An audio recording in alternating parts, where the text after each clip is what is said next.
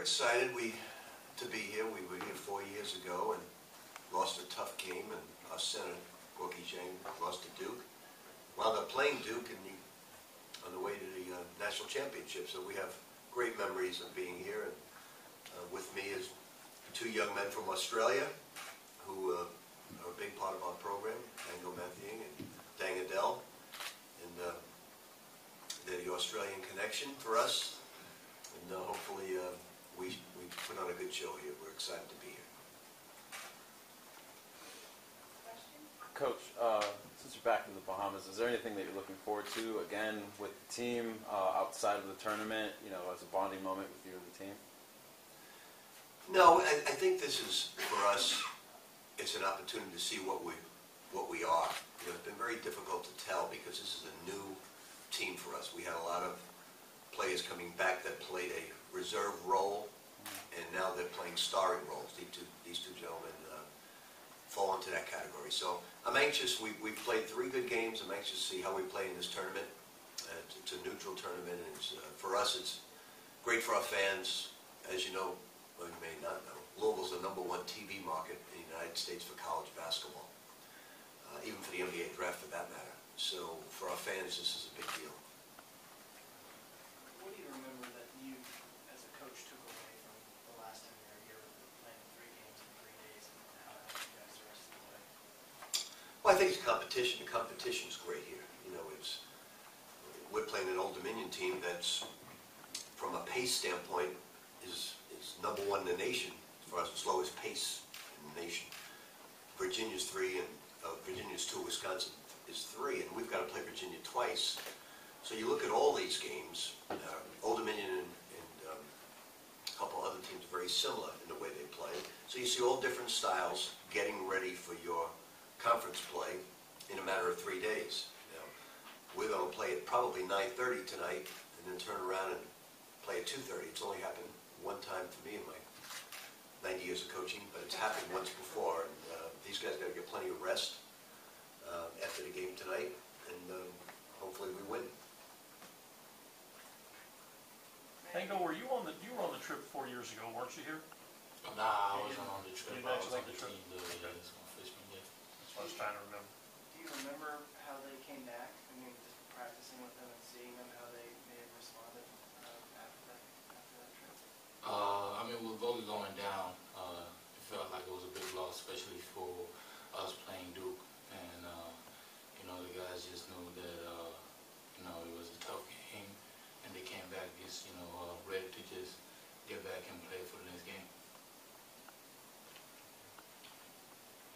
Dan, can you explain a little bit about what you picked up in the first 3 games of the season and playing a bigger role that Coach referred to from what you were last year? Yeah, just to understand what type of team we are. You know, we're very young, inexperienced, like Coach says, but I think the last 3 games we've done a good job of just paying attention to the scouting report, and you know, our off-the-court stuff is kind of helping us on the court, just a little bit without communicating. But the last 3 games have been good, but this trip is going to be tough for us, just as a team, and you know, I think this is where we form an identity as a basketball club. Coach, you mentioned briefly it's going to be a loaded field. Do you want to just touch on maybe what you expect from the competition? Well, Old Dominion, as I said, plays a certain pace, but they do it very well.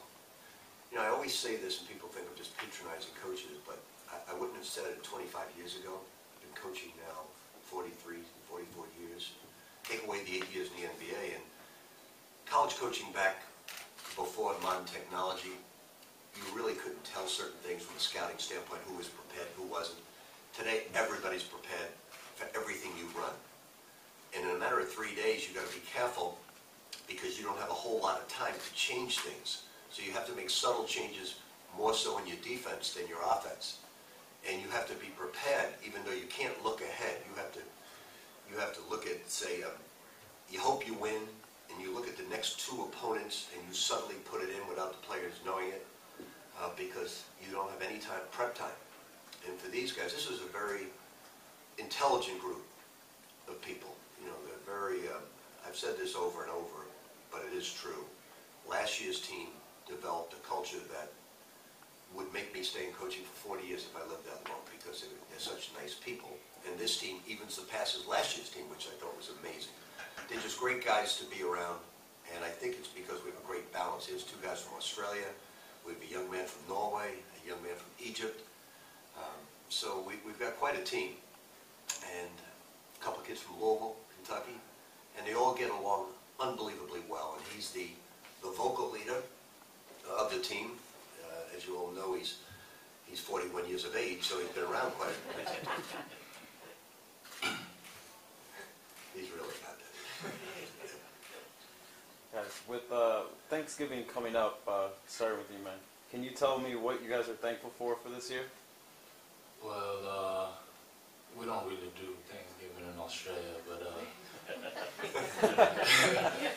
I've kind of got used to it just being here. But most definitely like to say this team, just how everybody coming together and just forming a basketball family. And a lot of people say, okay, we have a basketball family, but like Coach said, it's amazing how well we get along, and it hasn't really been that long. It's been like 3-4 months that we've been together as a team. So I think people's getting along just fine, and I'm loving it. For me, like he said, just obviously just the team that we have, and then also this trip. It's going to be a great experience for us, and it's going to give us something to talk about in the future. Well, I'm thankful for so many things, but right now, since it's basketball, the last 2 years, you coach a lot of great basketball teams, and you leave and you say they're great basketball teams. But the last 2 years have been a great experience. One, the way these guys faced adversity last year, the way they handled it, is really what you'd love to teach young people how to handle something. The way they handled it with great grace, never pointed fingers, never blamed anyone, just kept working on. And this year it's been nothing but just an unbelievable feeling coaching them again. Every day they come to learn, they're willing to work hard, and they've got just a tremendous attitude. We're very lucky as a coaching staff to coach these guys, because it's not always that way for coaches.